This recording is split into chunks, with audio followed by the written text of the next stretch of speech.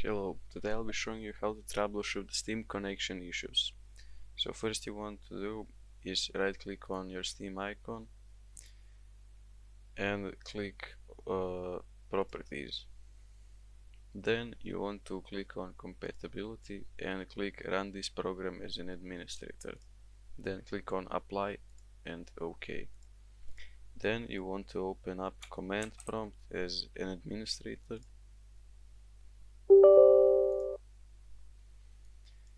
Then you want to paste the commands that will be in the description. After you have done all of that, just open up Steam again. And that's it. Thank you for watching, subscribe and leave a like.